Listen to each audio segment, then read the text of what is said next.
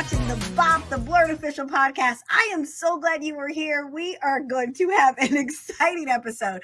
You know why I know it's exciting? Because some of our co-hosts did not do their homework. Hey, I did my homework. My dog ate it. Look, my dog ate. Look at that. Tore up. Ate it up. Bad dog. Hilton George, how are you doing? You ain't right. He done skipped assignments this week and last week. Hilton, what do you have to say for yourself, Hilton? Fresh. Welcome to the show, and what do you have to say for yourself, young man? I plead the fifth. I need to call Donald Trump lawyer. I need to throw some smoke screens, and I need to evasion. how to avoid trouble. No, look, y'all don't know this. Y'all don't know this, but we have like this ongoing chat and ongoing conversation where we like spitball. And we'll throw like 5-10 movies, shows, series, stuff will just go up there. And this was one of the ones that went up there when I was on the road and I didn't get to look at it. And so I came back and then they was like, "Did you watch it?" And I was like, "Watch what?" And they were like, "We didn't spend here watching this Kevin Hart movie." It was apparently a breakthrough role where he was not being frenetically funny and running around yelling and screaming and acting crazy. Well, that's what you're gonna apparently that is what happened. I'm being told that it was. I've actually okay. Before we get into it, because we will once we open that can of worms, you already know it's gonna be some craziness. Christi Renee, how you doing with your cute ponytail? How are you in your pony? How are you, pony? I did my homework ponytail. That's the kind of when you did the assignment and you got the book report ready, you get fly for class. That's cute. what she got going on. Real cute for class. Christi Renee gets the Boogie with the Bear award for doing her homework. And give it to me twice because I did it last week and I did it this week. Yes, you get. I'm on a roll because I'm You're on a roll, Christi. I'm proud of you. You and your ponytail. You're gonna get tired of dunking on me in this piece. It's not. I didn't sign up for that. Why did they say like the one way, like black people will call you out, but like compliment you by saying what they like. Okay, ponytail. You and your ponytail. See, I'm telling you guys, we over are here winning, honey. We are the Black Coalition. Today. We are here to educate and to entertain and to reprimand Hilton with not doing his homework. And he tried to blame the hotel, tried to blame Hilton Honors. Hilton Honors has got terrible Wi-Fi, and they didn't have my TV in the room. That's absolutely not. So Hilton, what were you up to that you were so busy and you were having so much fun without us? Where were you, Hilton, that you did not have time to do the assignments? So this is one of those rare occasions where actually I went somewhere y'all didn't get to go, because it's usually the other way around. Y'all be off in Narnia and Barbados and doing trips and stuff. The official BOP cruise I didn't get the email for, and we didn't know you sent it to the wrong email. She's whatever. Been coming with me to official Karan Ashley public appearances, i.e. the BOP. Yeah. This is BOP expenses, BOP tax write-offs. The law firm of Dewey, Cheatham and Howe is putting this down and annotating Never. We won't BOP without you. But what were you bopping in New York? Yeah, I was in New York for Afropunk Brooklyn. This was their first time coming back. We didn't get no invitation to that, Christi. No consideration. No consideration. First of all, I know that neither one of y'all bougie sisters is gonna stand up for 16 hours in the dirt. Oh no, never. This would have been a problem from the minute y'all got into Brooklyn. Y'all have been like, lawn chair. I done said, don't get this twisted. I told you this might look boo. I'm bad. Christi would have done it. Christi would have done it. Okay. Well, I know next time. Next time we'll definitely invite you. But this was their first time back. And in Brooklyn, this first run of their Brooklyn Festival, and it was off the hook. And BLERD was there, and we brought a bunch of cosplayers, and we were hanging out and shooting videos and all that good stuff, having meetings for all kinds of cool stuff to come that we're gonna be doing in New York. So, and y'all will see and hear about all this, because I'm definitely going to. I will invite my BOP sistren. Yes, I want to go to Brooklyn to participate. I want to go to Brooklyn. I'm a participator. You already gonna be at New York Comic Con, so you're gonna be in New York anyway. Yeah. Now, I don't know if Christi is going. Did you invite Christi? Christi's mic cut out. No, we can't hear you, Christi. Speak into the mic, Christi. Let me get a little closer. Christi, Let me get a little closer. Christi, are you going? You break it up. Karan Ashley, I'm just waiting on that itinerary. The itinerary is just in the mail. What?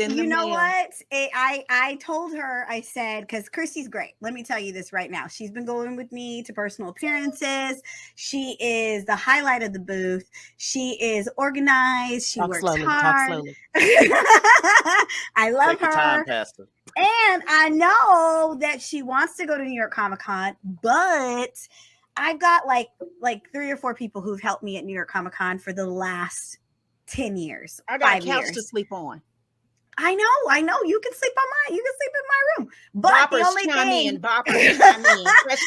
can't replace them with her. Like and so we'll work on New York for next year. I promise. Oh. I know. Don't be sitting down there wishing COVID on people. I see you. You're sitting there like COVID. Yep. COVID 35. Yep. Not even 19. She won't catch the stuff that push you out for 2 weeks. Give me that call.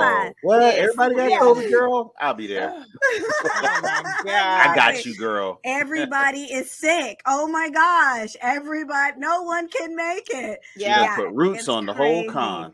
Oh my gosh. Well, I wish I saw the pictures from Afropunk and it looked amazing. Yes. And it was like live music. It was like all kinds of it was amazing. And I personally, you're right.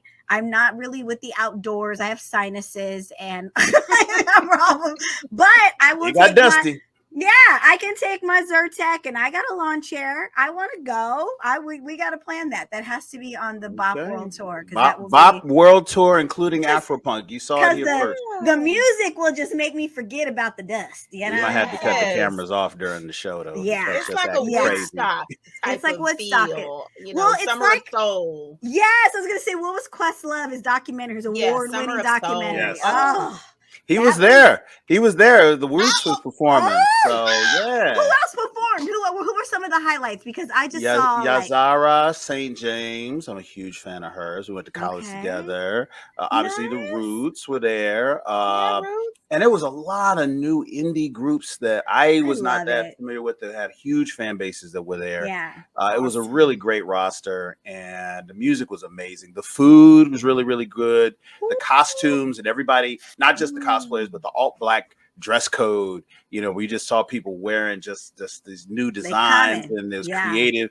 It just had a really, really nice vibe. And I haven't been to Brooklyn since actually the last time they had Afropunk. And Brooklyn's coming up. There's some really good restaurants. It's an amazing going city. On there. Absolutely. It's an Gotta amazing go visit. city. Everyone always thinks New York, they think Manhattan, but if you've never gone to Brooklyn, you are missing out. It is a cultural experience. Like it'll gentrifying now. Don't get me wrong. Now. No, it is. It's totally. Well, Brooklyn and Harlem both. They've been gentrified a little bit, but it is amazing.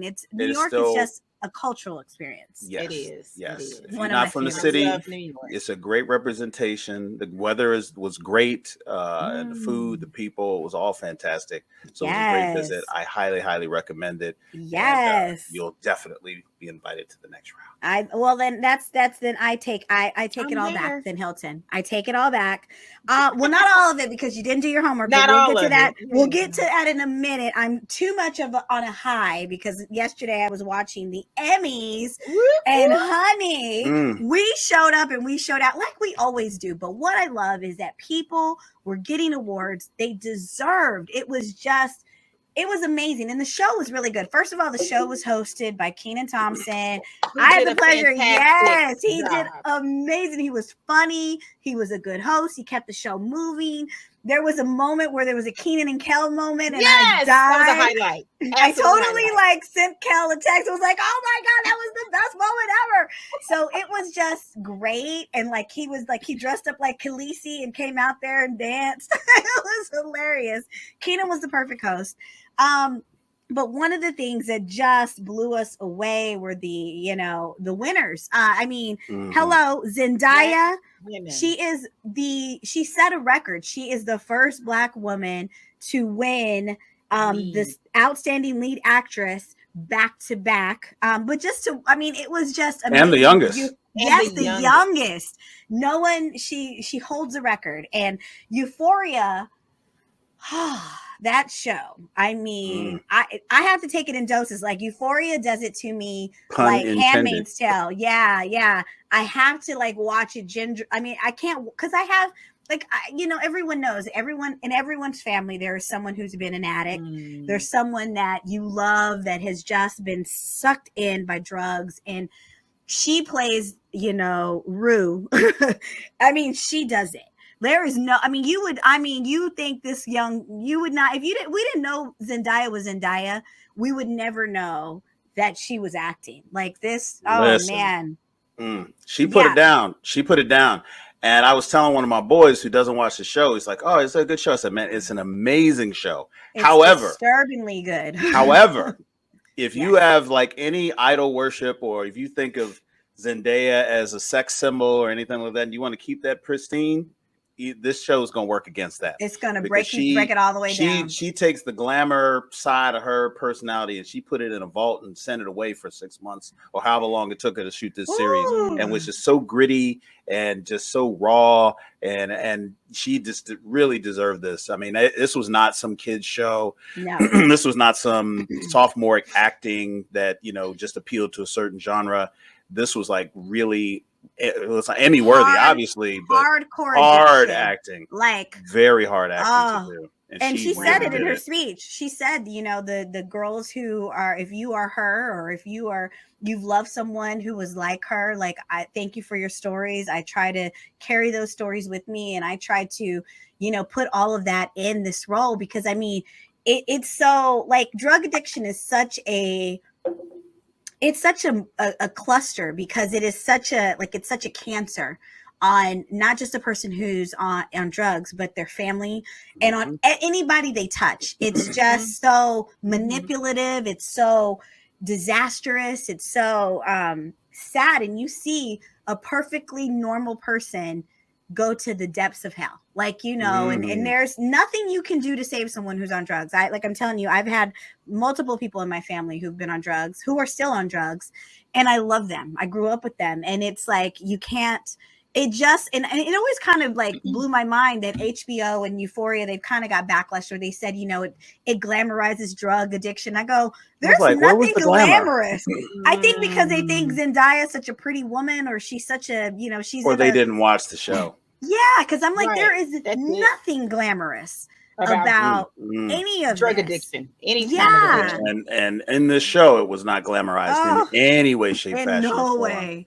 And the other thing that really makes this such an achievement for Zendaya is because she's got that Disney kid, persona. She has grown up in the eyes of all the people who have watched this show and others that she's worked on, who remember her as a child actor in these wholesome roles, where the kind of the Nickelodeon family type of a series. And for her to take this role, to grow up as an actor and not necessarily have to do what a lot of you see young actors do, which is like, I've got to take a role where I'm murdering people or just going over the top. She bit into a role that was going to be difficult to perform and maintain and work against type to put, to put this on the screen. So always deserved, all of it, every bit of it. She earned every ounce of it. But with grace, can I just comment on the grace, her gracefulness, and graciousness in her, oh my gosh, in just her presence in general. I mean, she's one of those where I am constantly hoping and praying and just speaking goodness, like, okay, amen. Because I know I have a daughter, and again, people sometimes think that that's her, and I'm like, yeah, no, that ain't Zendaya, that's my baby. But I look at that, and she looks to her, and she, there's this kindredness, and I just always am speaking such protection over her, because so far, she's 26. So she's escaped that child actor, I guess, what is it? The cracks you can fall into. So many of them do. Yeah. And then they have to claw their way back out. So hopefully, I mean, she has truly She's got amazing parents.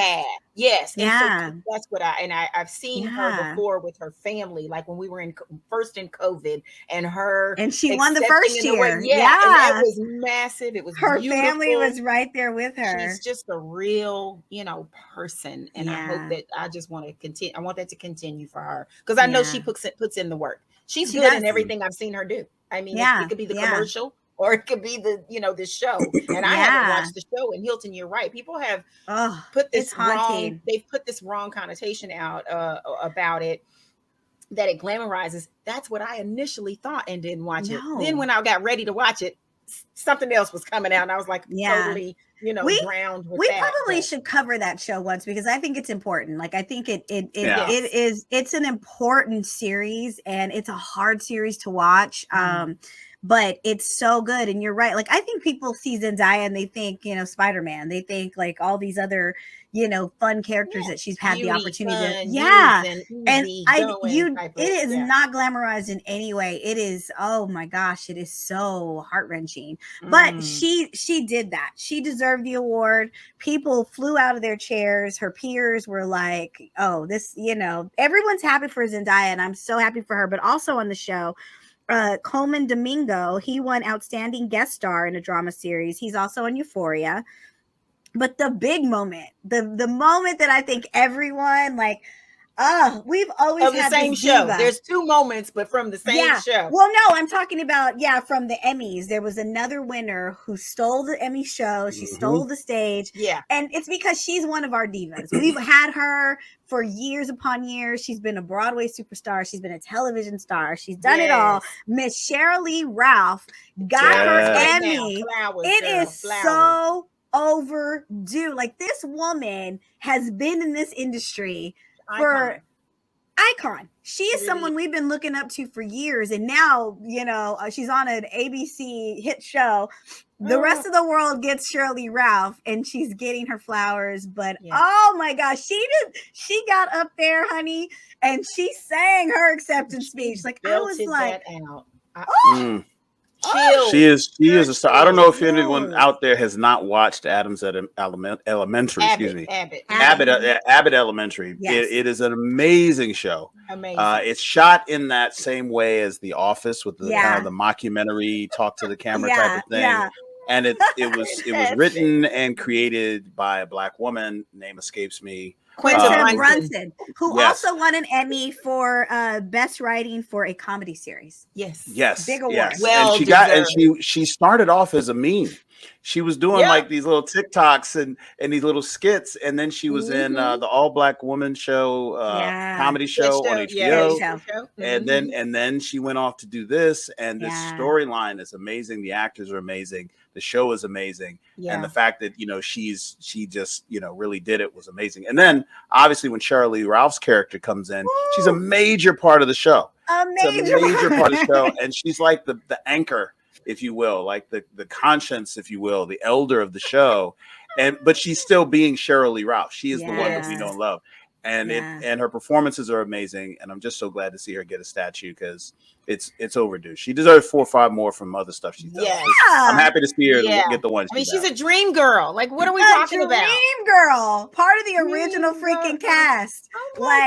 You know what's so funny is I did, there's a friend of mine, her name escapes me. We've done a couple cons together. She's a voice actress, but she was part of the Dream Girls, like their first, like she was part of the choir, like the ensemble, because there's always the main people and then there's the ensemble, and you'll see it. There's like, if you go watch a Broadway play, there's only like 10 actors, and some actors can play 2 or 3 different parts. Right. And she's part of the ensemble, and she said, like, she was like, man, those women, they showed up and showed out. She goes, that was my first time where I was like, oh shit, like this is next level. And she said Sheryl Ralph was amazing, but like Shirley has been someone she's an unsung hero. So for her to be on this ABC sitcom, and like you said, she's the anchor. She is that tried and true. She's been she's done it all. So doing comedy, she's right in the pocket. But one thing that I love that they did a reaction video was her kids were sitting up in the nosebleed, you know, because the family can't everybody sit down like you and your husband, or it's only so many people that can be at the table, and then the writers and all the crew is all up there. Where her kids, her son and her daughter were up there, and I'm gonna insert the clip here.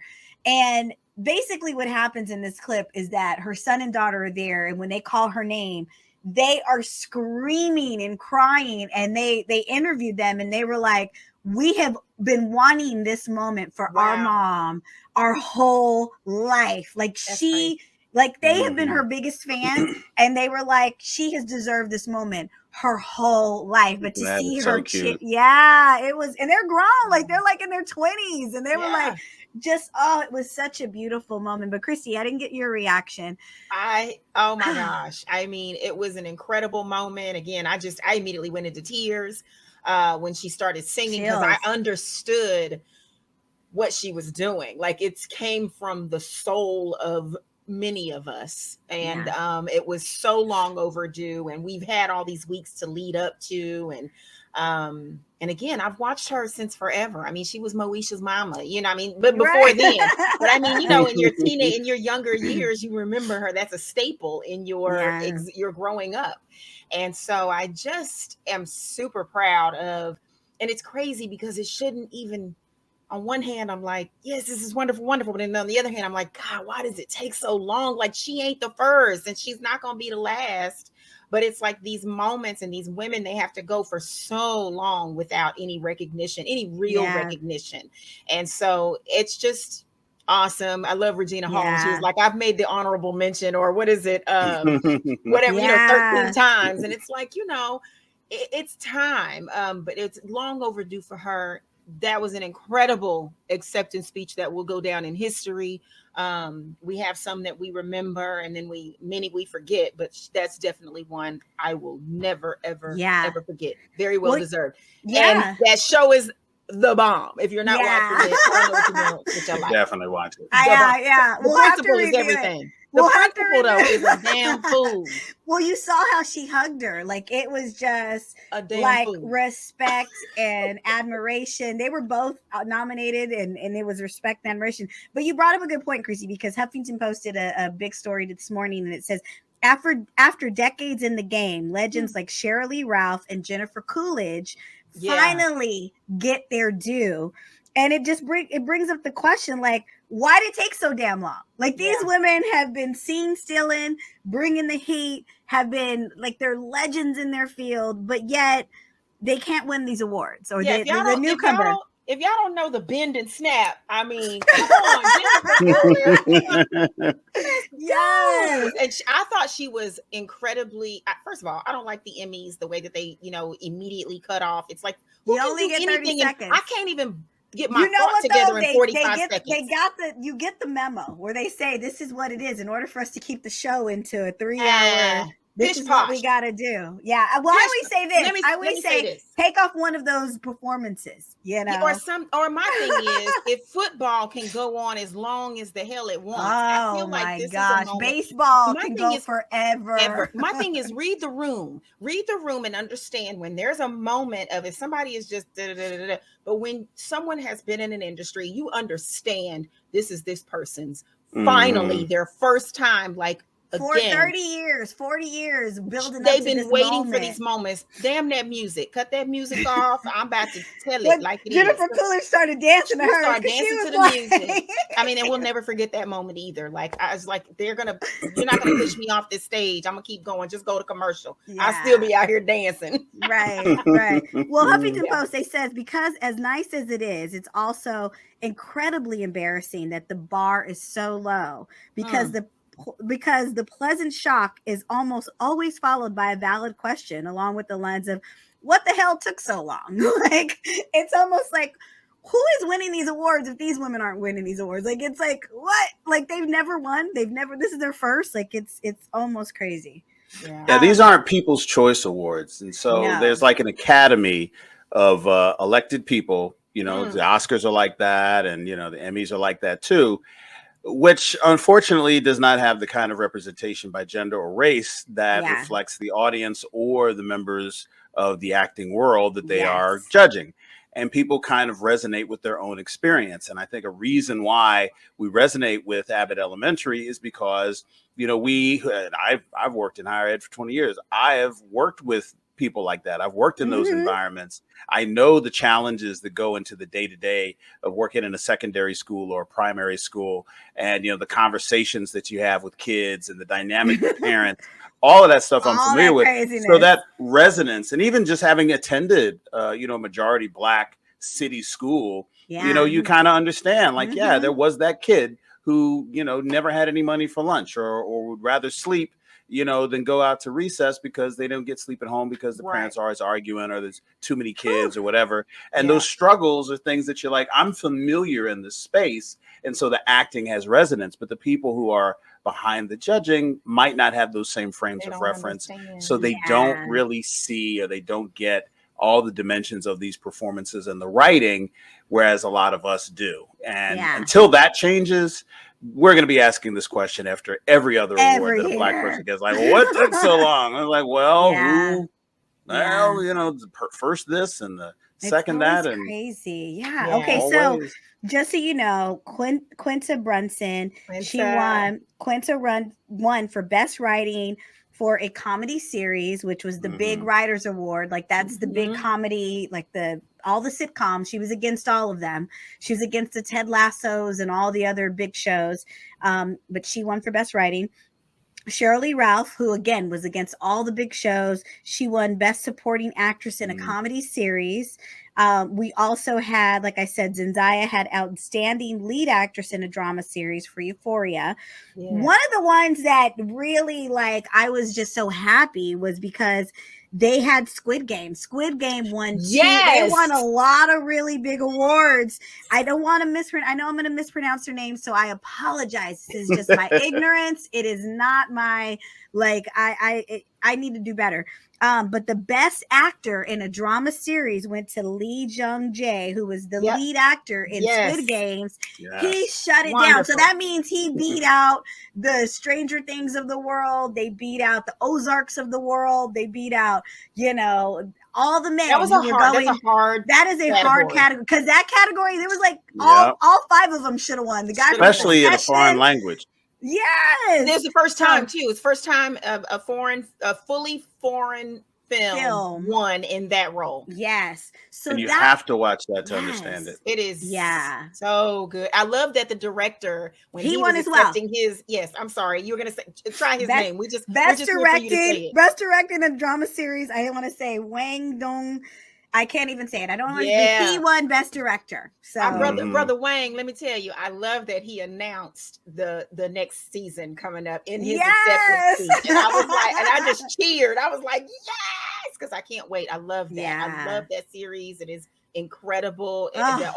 The old man. Oh my God. It's just the people who blew past that on Netflix because they have an aversion to watching foreign series, don't like to read subtitles. You missed so much. It was a brilliant story, brilliant dynamics, brilliant actors, all across. I mean, there was great actors from start to finish. And this is super dark, and it was a commentary on society that we could all relate to.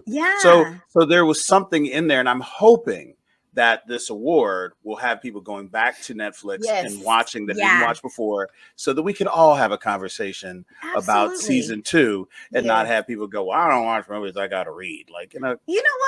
And I'm gonna say it's almost like, you know how this is art. Art is international. Sometimes you don't need to know the words to a song. Sometimes you don't have to know what they're saying to know what they're feeling. When you have good performances like this, you feel, exactly what's happening to them without even knowing one single word. So you're right. Please watch I will say this to that point. Even though if you don't want to read, people, I will tell you that the English voiceovers are good. They're not what they used to be. Like when you hear, golly, we can go back in time and, to the those and you don't even have to go too far back because it's to the Bruce Lee movies and the time when they would do terrible bad voiceover. Yeah.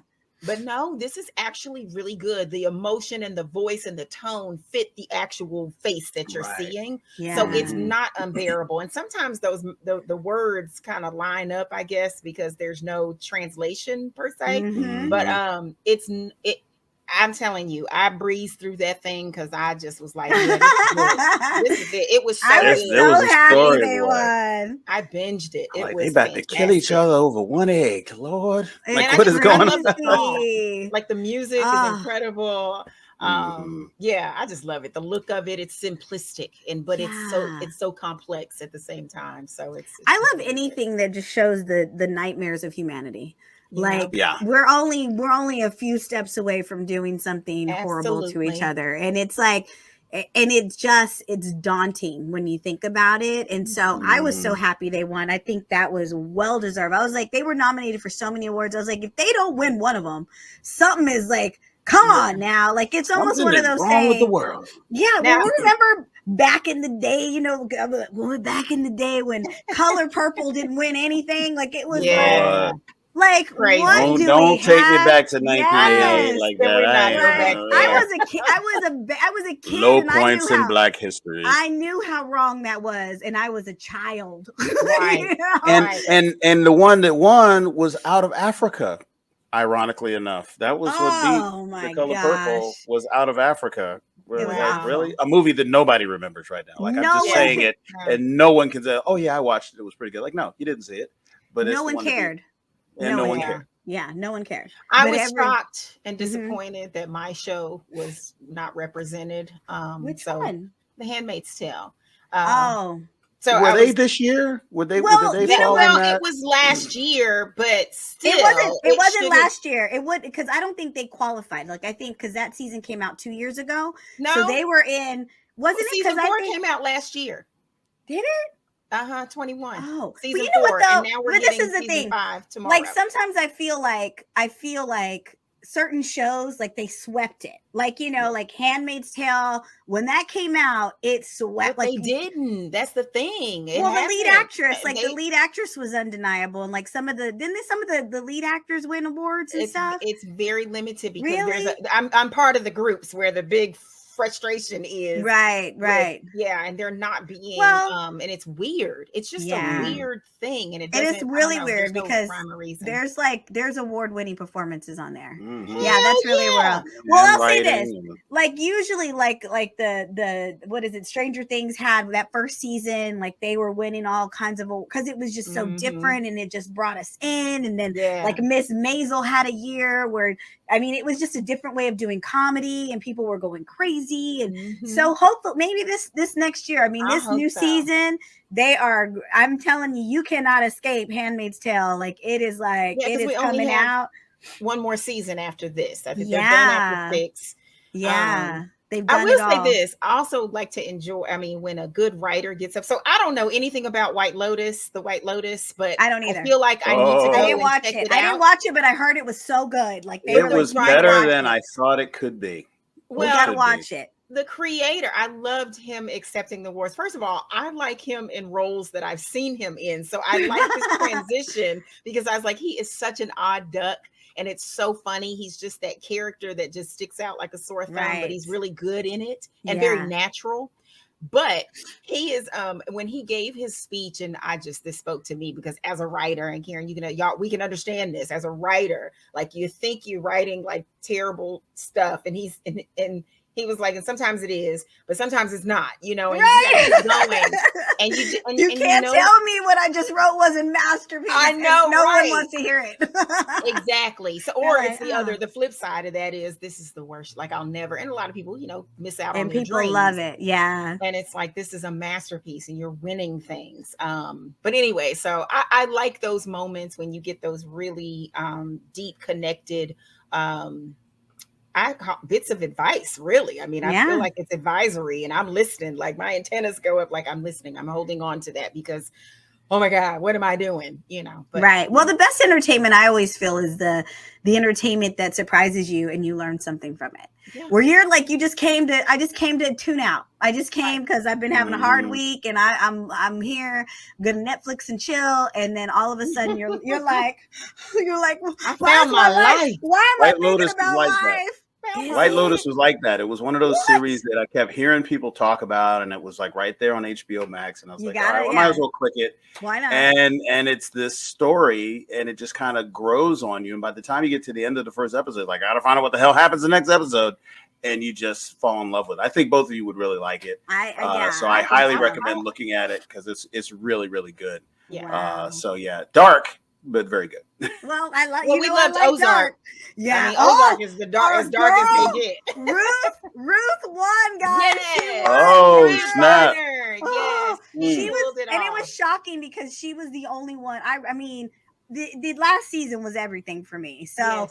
She was the only one. Yeah, she was the only one who won as far as the actors go. And I mean, I think they I just saw like Jason Bateman, all of them just looked at her and they're just like, they knew it just was so much pride. Yeah. Well, when Ruth came on and she said, "You're gonna have to kill me," we knew. I was like, okay, that was it. Let me write her acceptance speech. When that scene happened and that was the cliffhanger of that first part of the last season, we knew. I was like, where is her acceptance speech? This is her year. And I was so happy to see Julia Garner win for that role. That was amazing. Yeah. Another really good moment was Lizzo. She won.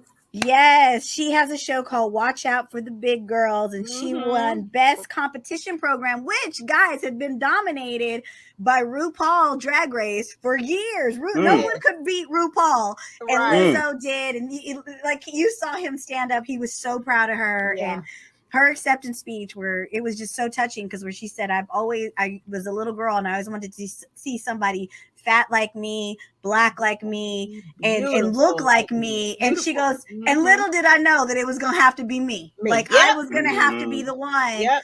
And it just, oh man, it spoke volumes. Lizzo, it spoke volumes. Yeah. So so I mean, Christi, you're like, oh, that was such a great moment.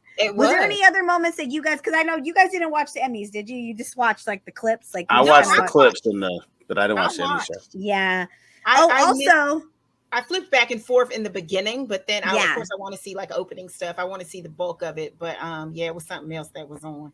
My crap TV was probably on. I was watching that. Yes. Well, you know what? She was watching Bravo and then flipping to watch somebody whose show was on Bravo winning on the Emmys, and you kind of get like those double. This is the thing; those Bravo shows are just as important. Listen, they are just as important to me. I'm on a schedule. I gotta watch my trash TV as well as my provocative TV. I don't understand it at all. I don't either. I will never fathom. And that's the crazy thing. Y'all don't understand it either. The craziest thing in the world is that women love their trash TV. Yes. But if you sit down and confront a woman about their fandom, they'll sit and go, "You're right. Oh yeah. No argument there." It's like, I love it. I don't know why. I don't care. You can question all day long. Don't judge me though, because I promise you, I'm coming for your jugular. If you judge me, I have to tell something. I have to tell my flatmate. Can you move? Can you get out the way, please? And don't come in here sucking your teeth. Her man became her flatmate when he questioned her housewives addiction. I mean, for real. Like, how did him? It's crazy. I will tell you as a man, I can uniformly tell you that we are as entertained by craziness and drama. But the difference is that men who like drama get their drama from the WWE. Like, they watch that. They get it from the NBA. They get it from the NFL. Like, they're getting it some kind of way. The manufactured drama of people that maybe aren't as angry at each other as they do in front of camera. Like, that's the wrestling thing. Those guys like that. But then you're watching and it's like, okay, if you watch WWE or AEW and you really, really are into it, and I know a lot of guys really into it. Yeah, it's the exact same nerve endings in your brain that the sisters are watching Bravo. So you can't judge. You can't judge. You're just getting your endorphins from a different source, but it's coming through the same pipe. So, your crack rock is Blue Magic. Her crack rock is something else. Two crackheads can't argue with each other about quality or no quality crack. It's just crack. Two crackheads can't argue about crack. Who crack is better. Only argument you can have is there crack or is there not crack? That's the only crack debate you can have. And that's why I stay out of it. Oh, that's my God. I done heard it all. Funny. Two crackheads can't argue about the quality of crack. Yeah. Woo! Lord have mercy. So funny. Well, to save our soul, our forever president, Barack Obama won an Emmy last night. Outstanding narrator for our great national parks, A World of Wonder. And you know what? I watched one of those and it was actually wonderful. Like this country, right? The title. It's in the title. It says it. Well, they lived up to the wonder because I was like, wow, there are really some really cool places on this earth. And I am one of those people, I'll be the first to admit, who doesn't stop and smell the roses. I don't appreciate nature the way that I probably should. But it's not because I'm abusing nature. It's just because I'm usually I just am moving too fast. But when I am stopped, when there is a moment, and when I see something like this, and Barack Obama is the narrator, I find a newfound wow, our national parks. Maybe one day I will get in an RV and go to one of these parks. Who knows? You just don't know. But it's some beautiful things out there, guys. Yes. Indeed. Yeah. Shout out to the president. I mean, just one more thing. Shout out. Off, So hashtag thanks, Obama. Okay. Well, bringing up the Obamas. The last week they were finally able to have the ceremony where they revealed their portraits that would hang in the White House. We were under siege 4 years ago, and we were unfortunately, this person refused to do this for them.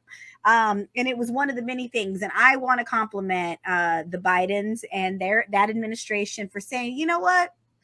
They may not have done it, but we need to do it, and we're going to take the moment. So, you guys, those portraits were beautiful. I think we already talked about it on another episode, but I got to bring it up. But it does dovetail. I got to bring it up again. It dovetails with what you were just saying. We have we have a relationship with that family and with that particular person, Barack Obama, that carries beyond, just what they did in office. So you can use that relationship to narrate an audio book or a television series, and that voice is reassuring, and you follow it and you feel the weight and the gravity of the person whose words are coming out of the mouth and through the earphones. And that just speaks to the relationship that we have, because to be perfectly honest, I can't name 5 people who would remember anybody else's pictures getting hung after they were done with it. I don't remember who. I didn't stop ceremony. What I was doing. Why would I care? Now we're look, I got to see the painting. I got to watch it live. I gotta watch it live. This is why I was like, you know what? If anybody ever woulda, coulda, shoulda run who didn't run, it should be Michelle. I would vote for Michelle so quick. Everybody. I think that was clear the primary. I don't need nobody else on stage. Just gone out there. They'd leave. Yeah. They wouldn't even try it. I don't think they would ever try it. I think she's such a beloved. Them girls is out the house. They're grown. They're doing their own thing. I know. I wish you got some philanthropy you're doing, but once you get past that, come on back to let's do this. Yeah. You never know. I mean, that could very well. You never know. It doesn't she said seem never, but yeah. We're working on it. I think a lot of people are working. But you know what's funny is she's bigger such a miracles treasure. Have happened. Yeah, but she's such a treasure. There is a part of my soul that absolutely would want to protect her and keep her from that. I would never. I won't. I don't even want that for her, because this country, this planet, the universe is. We don't deserve her. We don't deserve that. No, and the way they attacked him. Yeah, Oh, they won't take care of that. And girl, we fighting every day. We throwing bows every day. Like I can argue with somebody about Obama. Don't tarnish that. Don't talk about Obama. Like Miss Jenkins, don't talk about Miss Jenkins. Do not talk about Michelle. Obama. You're not having No, we go into blows. There's certain things you can do, and talking about Michelle is not one of them. That honey. is not one of them. Look, we be the ones storming the Capitol. I will be like, how did we get here? I don't care. They was talking shit. We gotta go. They're talking shit about Michelle. Well, you know, now our black asses show up. They bombing everybody. Oh yeah, we're not gonna make it to the first step. As soon as we step off the curb, as soon as we get out the Uber. Yeah, really. And they'll shoot us in the Uber. Yeah, they would. Yeah, like look, our January 6th lasts about 4 minutes. Yes. Well, exactly. We done turned around and got back on the metro. You're right, though. I mean, there's a bunch of black people standing on the curb with their Lyft app open. Like, let me get the hell out of here. They bullshit.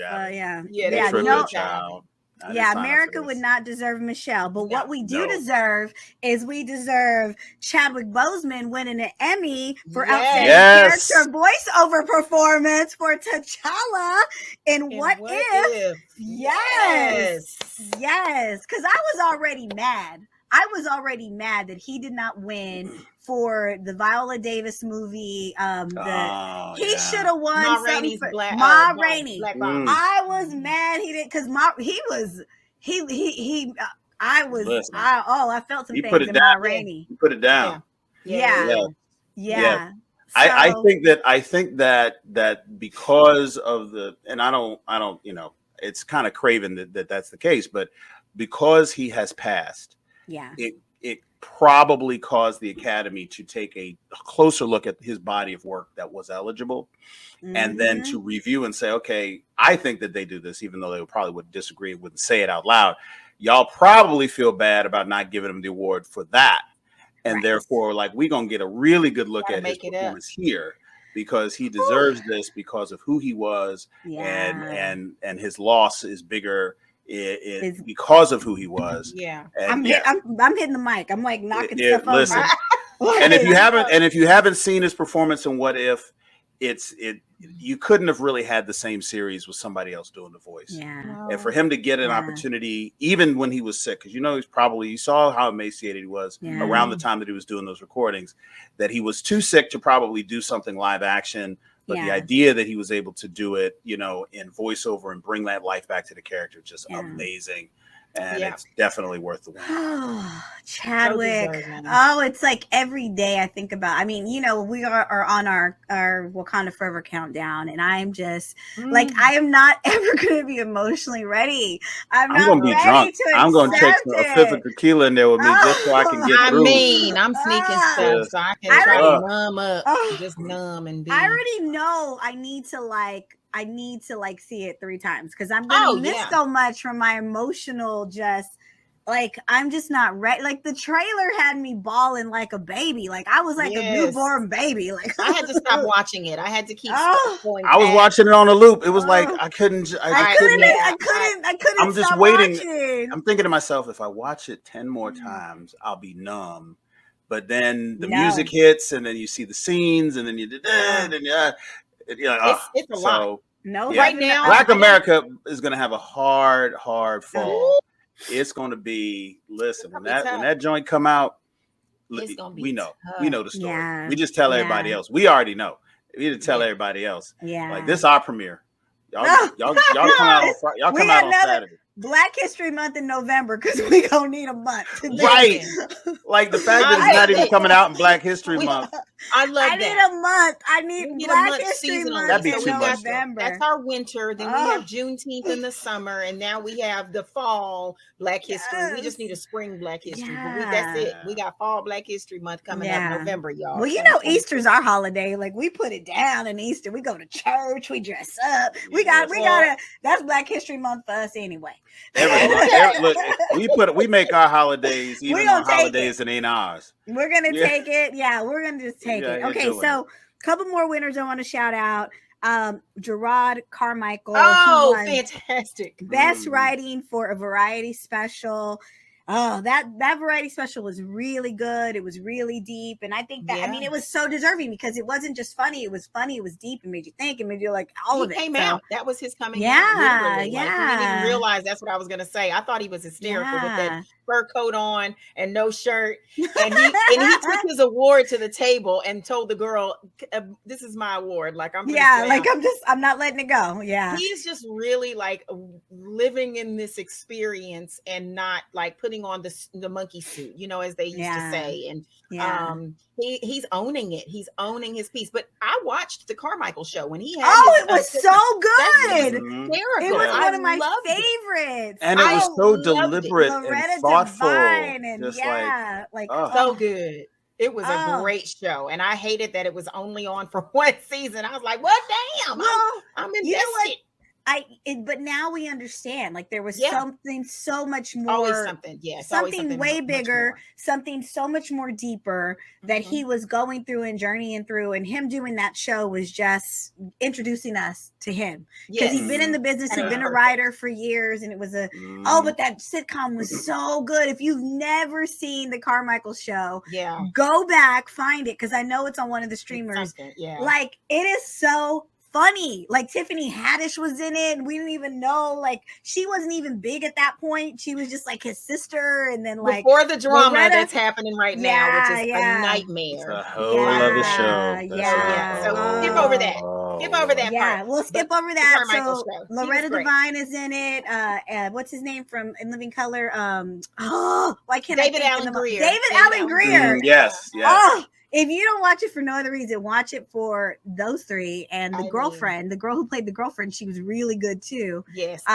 So he won an Oscar. I mean, he won an Emmy. And then lastly, Paris Goebel, who won for Savage Fenty, the Savage Fenty show. She is a choreographer. She won outstanding choreography for variety or reality performance. So we were doing it last night, guys. It was diverse. And I think people walked away because there were people of every color won. Everybody won. Everybody did. What this place looks like. There's room for everyone. Looked like, we had some of everything.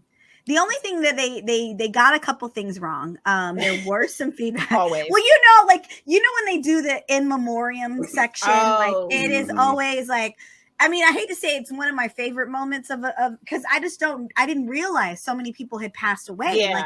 Like I'm like, what?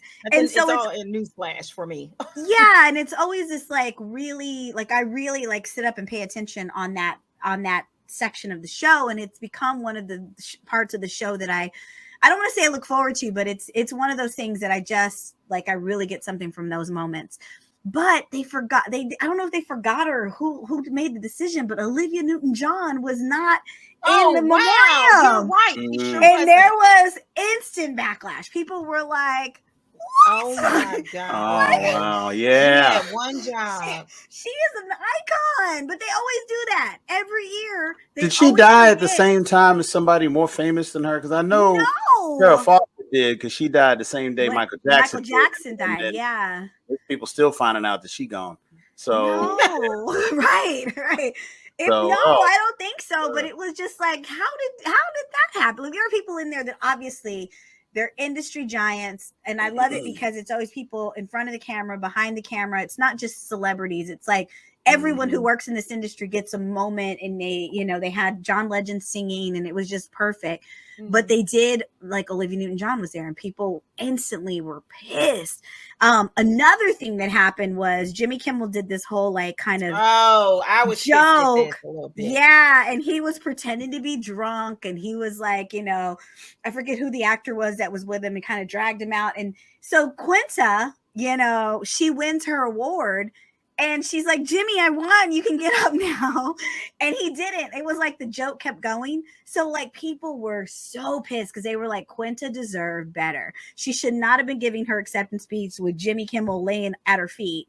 And the joke was just going on. And I was just like, come on, Jimmy. Like, what the heck? I tweeted about this because somebody tweeted, if Quinta Brunson stepping over Jimmy Kimmel, who literally, oh gosh, I can't read, laid in her spotlight, on the day she won the Emmy isn't a metaphor for what it means to be a woman of color in a white man's world.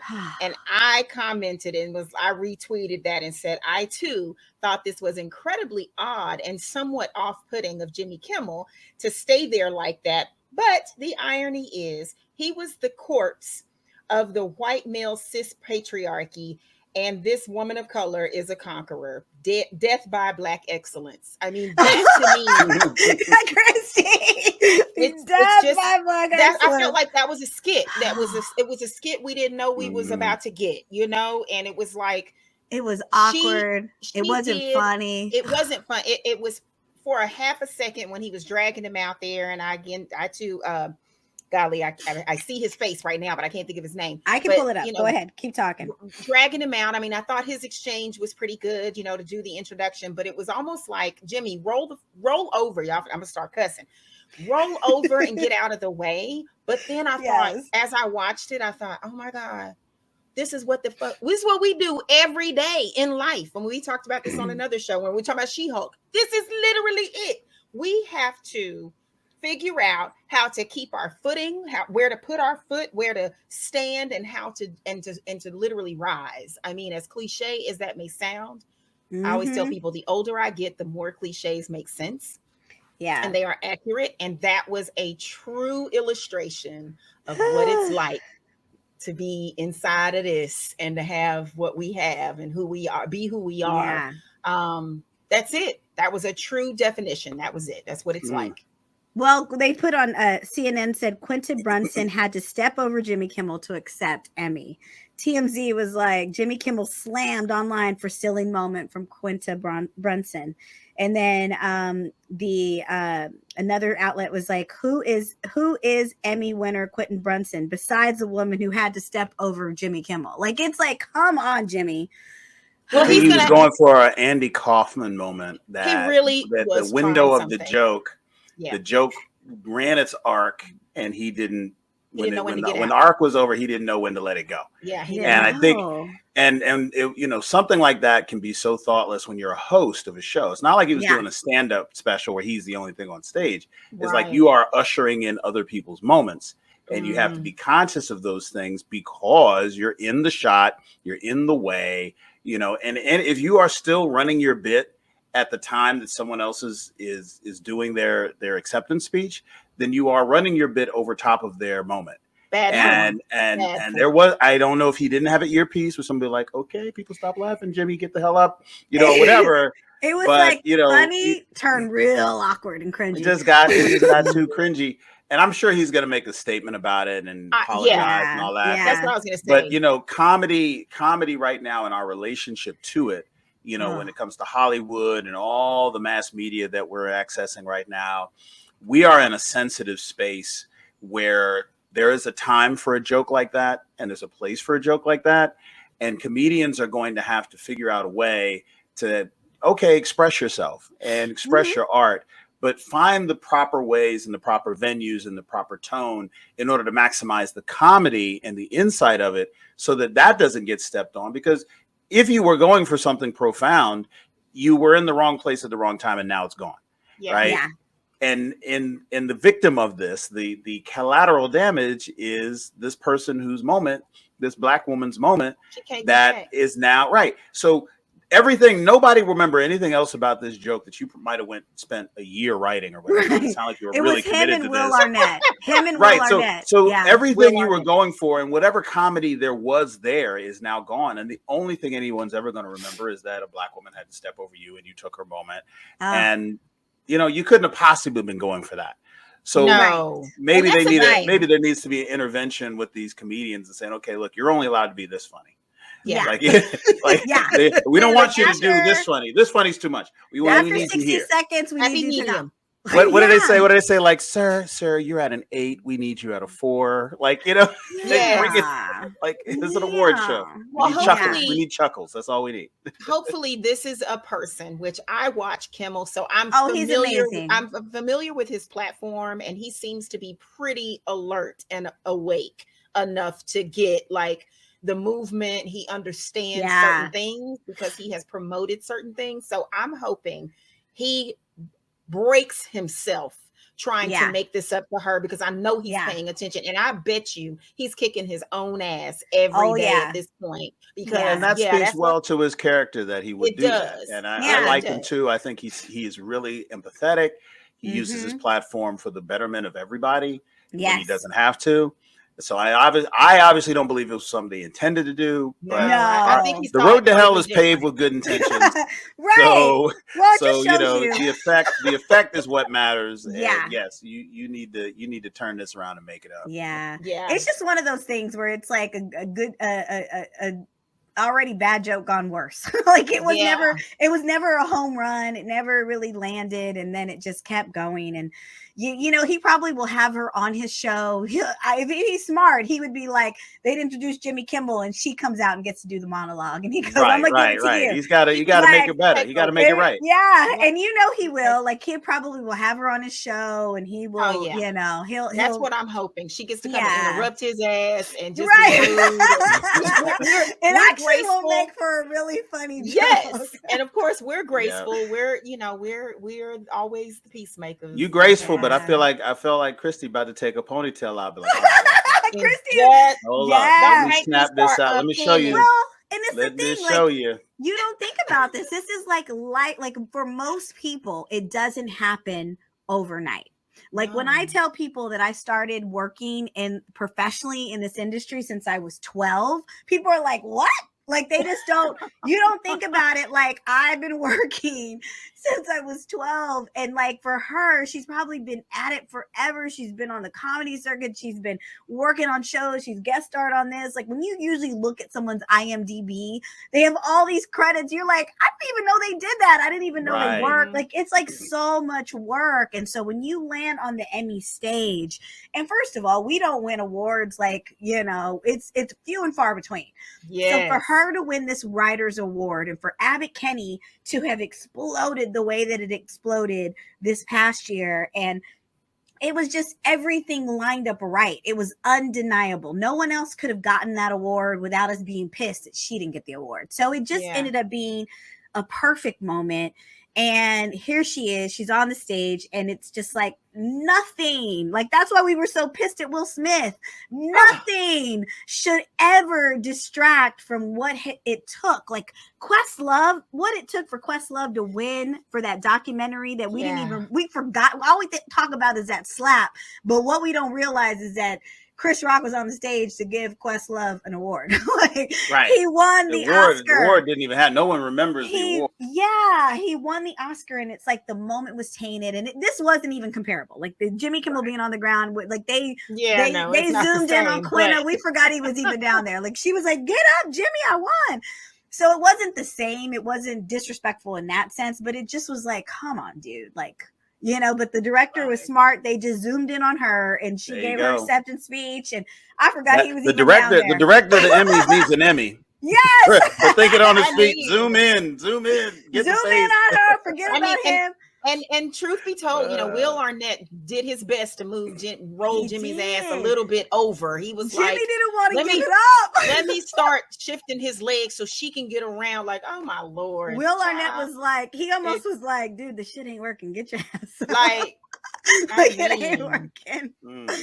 Well, going to something that worked for me, but didn't quite work for the rest of them, because first of all, Hilton didn't do his homework. Christi, yeah. First of all, before we move to the next, we're gonna remind you.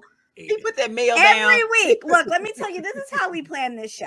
Like I will just sit around thinking of ideas. Business? No, because people need to know. The people want to know. They've messaged me.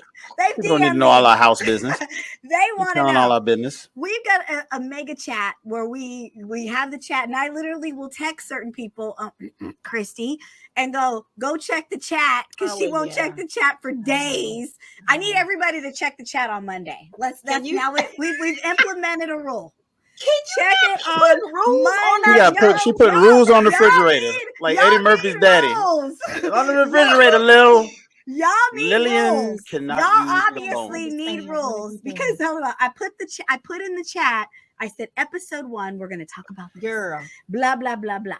Episode 2, we're going to talk about this. Blah, blah, blah. And this is usually on like a Thursday or Friday. And now let me tell you, we don't film until Tuesday. I give them plenty of time. Dana, you want to come in? You can come in onto this conversation. Stay focused. Pull your camera up, Dana, if you want to be seen. Because I feel like, hello, Dana. Hello, Dana. Why is this like the parent teacher conference for the class you failing? The 2 parents are here, me and Dana. So first of all, I gave you the assignment. Yes, I will confirm that Karen sits there and is like, all right, to prepare for Tuesday, here's what we're going to, cover. and everything else, please do your homework. And everybody would, like or heart. And I'm like, okay, let me start preparing. Yeah. And I got likes and hearts from both of these 2 people, right? Like this one, like confirmed. Oh my God. So, and plus I give it to them. And when they don't confirm, Karen ask them and say, hey, confirming you can do this. Bye, Dana. Yeah, no, Dana, you stay. Bye, Dana. Okay, She didn't have too much airtime. Secondly, this when the aunt come in right before you about to get your butt beat. Yes, she be amping your mama up. This is a village. See, this just disrespect, sister girl. You don't need Bye, auntie. You can get beat by any. I don't know why Christy's so mad. Christy did her homework. I don't know why she's mad. She just mad because I called her out. She sees a precedent. Yeah, she does not want to have turned on her next time she don't do homework. She don't want to get ganged up on. Yeah, she like y'all been. Karen, go ahead and gather those affinity stones because you're like that evidence after evidence. I got evidence. I got receipts. Because they both liked it. And I gave them like 3, it was probably 5 days. They could have watched the 2 things that we needed to watch in order to be slapping prepared. The bell against the leg. How many times I gotta tell y'all? Now, Christy won the Boogie with the Bear award because she, for the maybe second time, she did all the homework. Well, maybe the 3rd time. Because Christy at first was not watching certain things. She's like, I ain't got no time. Right, and then some stuff I just didn't want to watch. Yeah. Well, let me tell you, she was hating. Now it comes out. Okay, see, when it ain't you, see, now she telling like the extra truth. See, like, hold up. Y'all told y'all it was time. She did not want to watch. I'm getting cocky because I did the She work. didn't want to watch She-Hulk. Like we were in, I forget what scene we were in. She did not want to watch She-Hulk. Every night I was like, I am not telling, because I'd be like, we gotta watch She-Hulk. And you were like this. Sleepy head. Hold up. Christy was like, we finna fight. Y'all know everybody sliding out of frame. And then y'all look up like, notice I ain't even there no more. Yeah. Now, she ended up watching She-Hulk and she ended up loving it. Okay, so back to the moral of the story is Hilton was supposed to watch 2 programs this week. He didn't watch either one because he was Afro funkin'. He was out there in the dirt. He was out there talking to women, so dirty. To loose women. He was Afro funkin', and he was out there. When she say it like that, it sound bad. You see what I'm saying? I'm surrounded by loose women and Jolo. Right?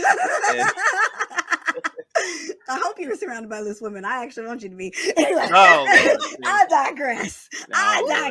Hilton's single, so he can be surrounded by loose women. She done put me in the room with lewd women. Yeah. Ill repute. Well, I'm a gift. Hilton pulling out the Bible. Let us have Bible study. That's right. Where is my Bible? Hold on. Yes. Okay, I'm gonna get that. Bring that to the next show.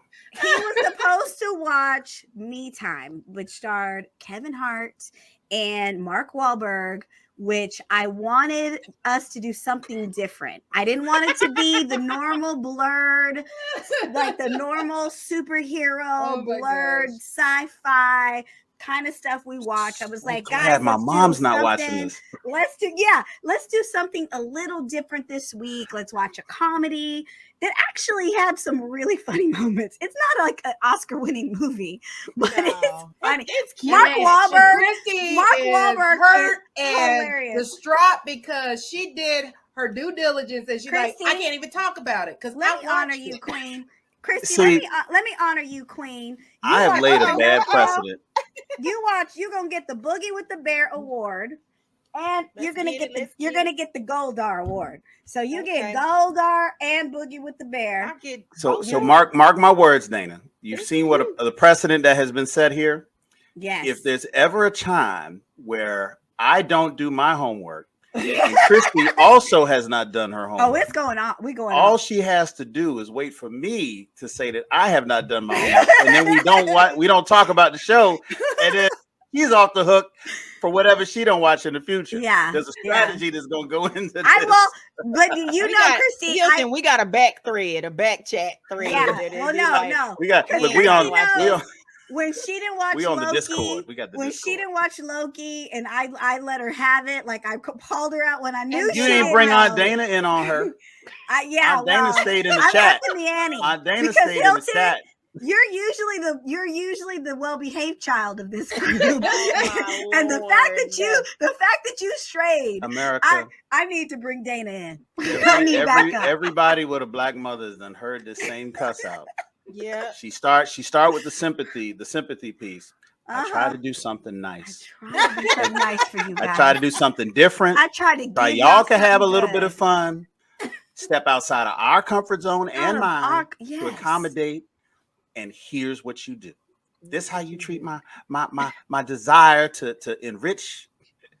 Your whole and then here come the aunt. Here come the aunt. That's right. Mm-hmm. Do your voice over, kids need to learn.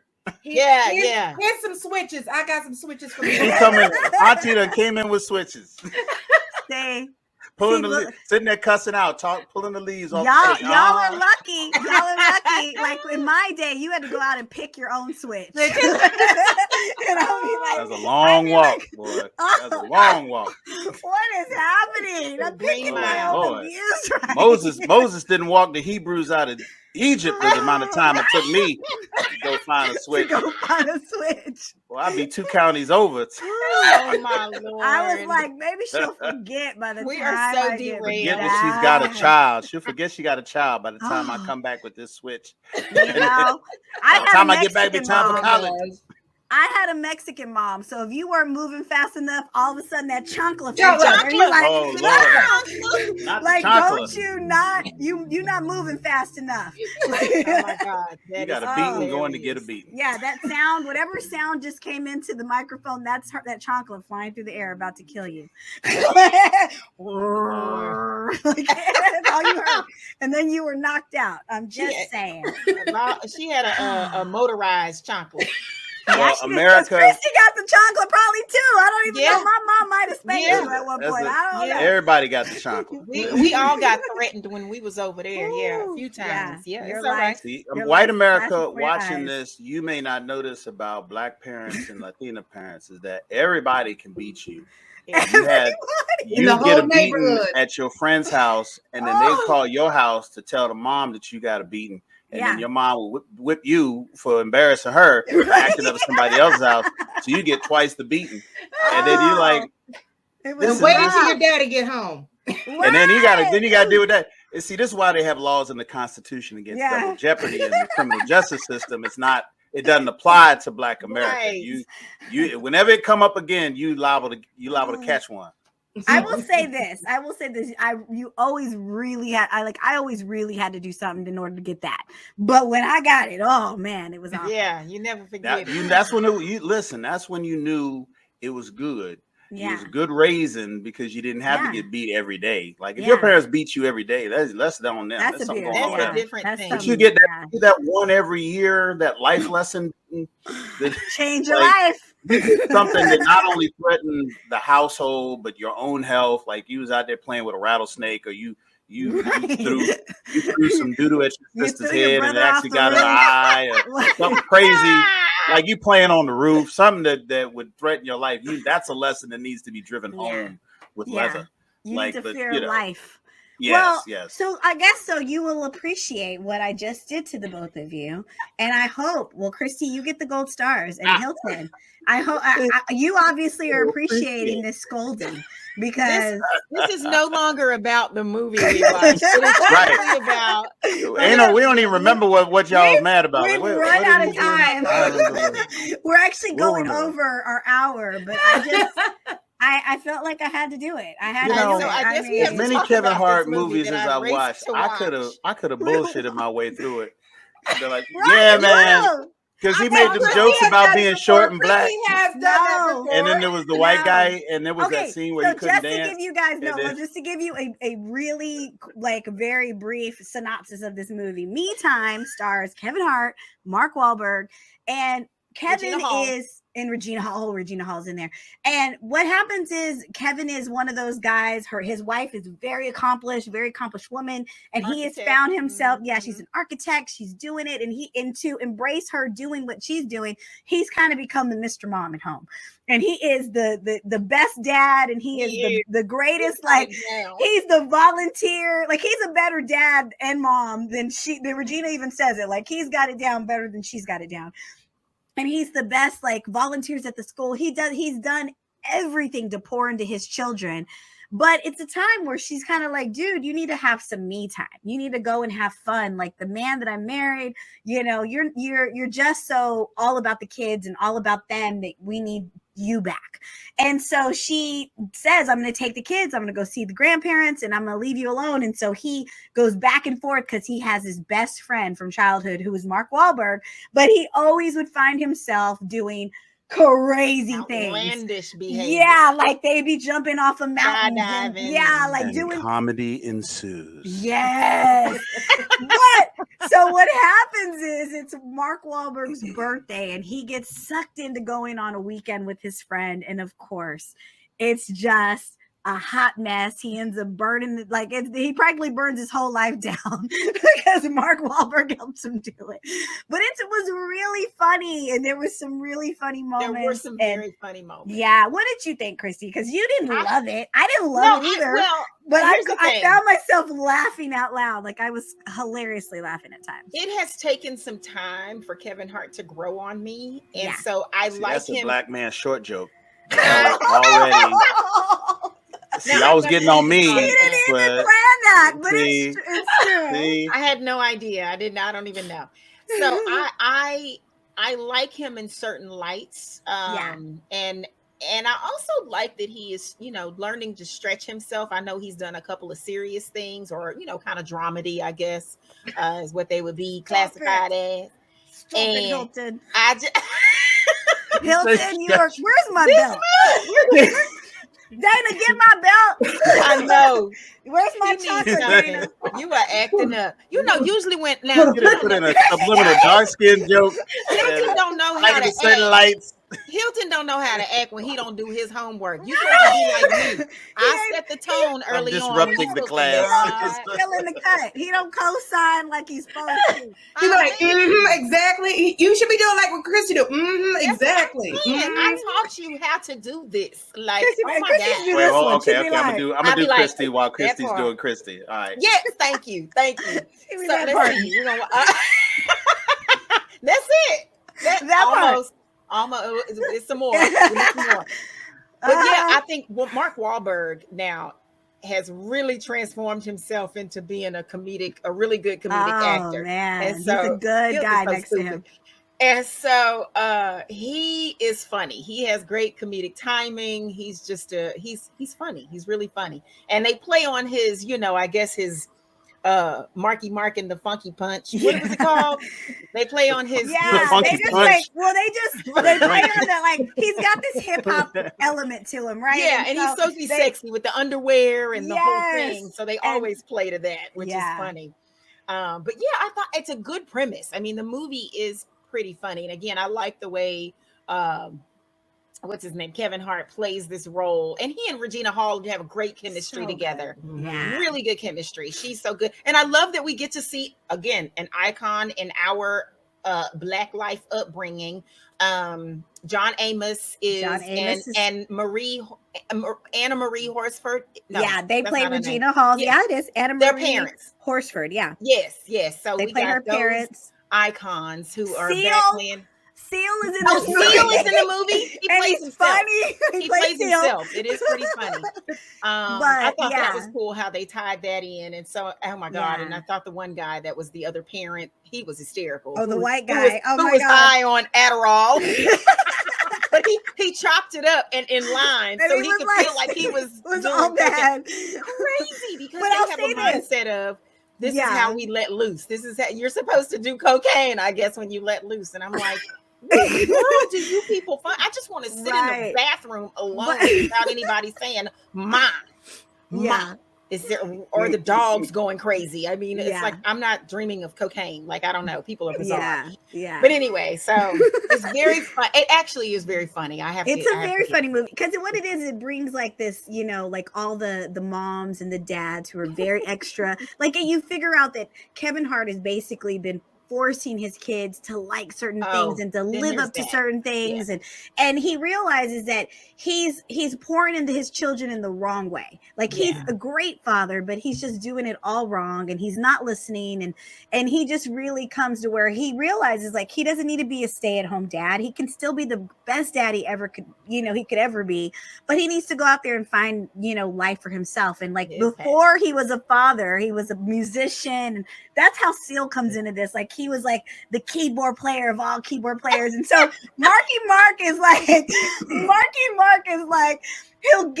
he gives Kevin Hart's character, like, he gives him something, but then there's always a consequence. Like, you think he's doing he thinks that he's doing something great for his friend, but then there's a major consequence. So I advise you guys, if you just want to watch something and just get some laughs, it actually gives you a ton of laughs. It's a really funny movie. A mix up, a mashup of, so you have your Mr. Mom, you know, Michael Keaton Mr. Mom role, and then you have your because those Animal dynamics House are the same, and then you Bachelor Party, but then you have like Hangover.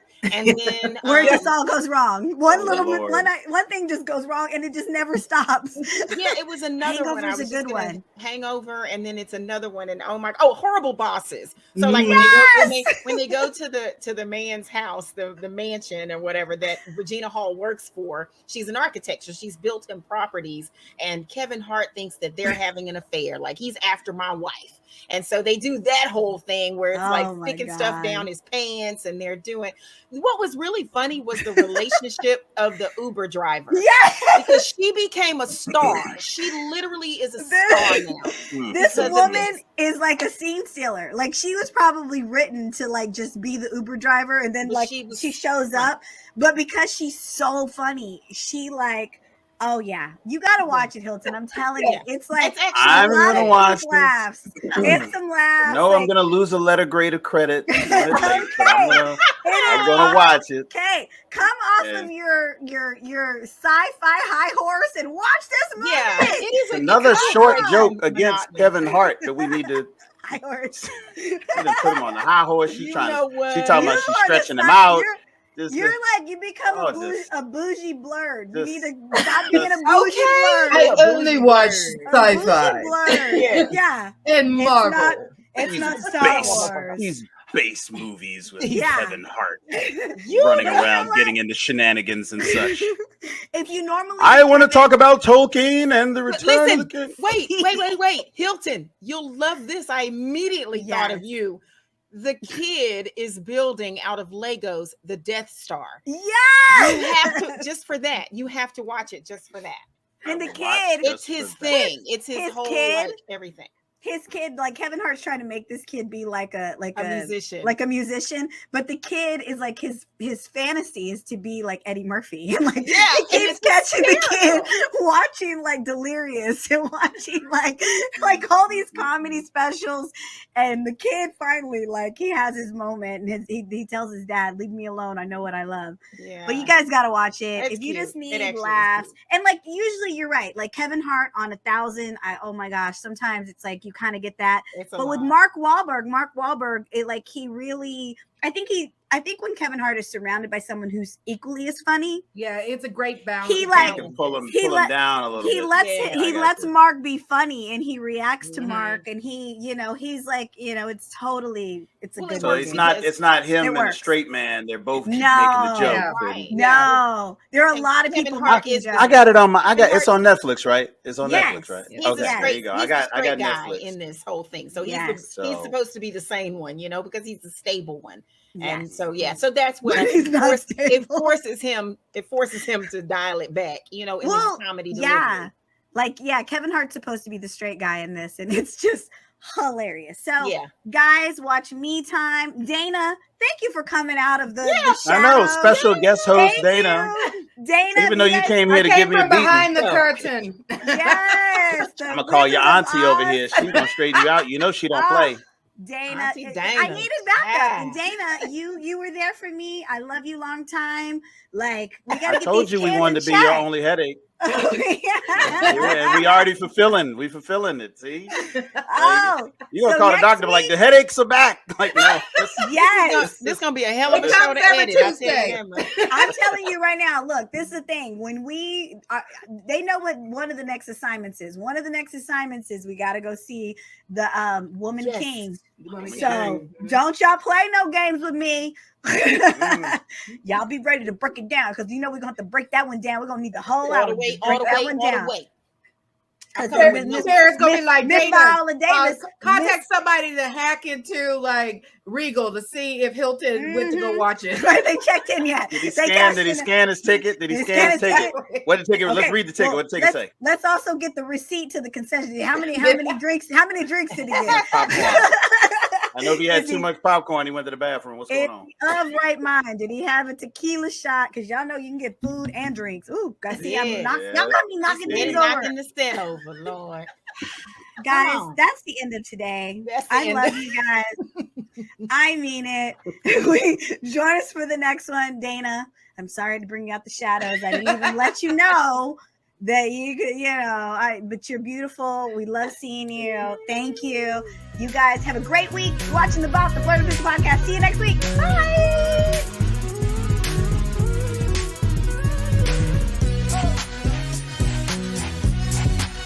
Tune in every Tuesday for a new episode of the BOP, the BLERD Official Podcast.